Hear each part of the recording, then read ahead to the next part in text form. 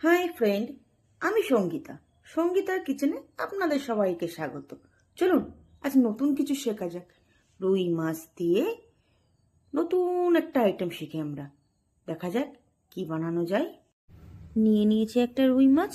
রুই মাছটাকে ভালো করে ধুয়ে জল ঝরিয়ে রেখে নিয়েছি একটা প্লেটে। এবার রুই মাছে দিয়ে দিলাম লবণ, হলুদ।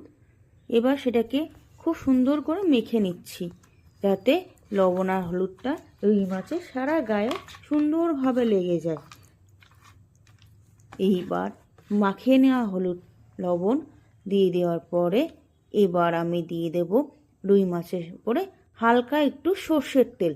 সর্ষের তেল দিয়ে রুই মাছটা মেখে নিলে রুই মাছটা ভাজার সময় ভাঙবে না এবং সুন্দরভাবে ভাজা হয়ে যাবে, তাতে আমাদের রুই মাছগুলো দেখতেও খুব সুন্দর লাগবে।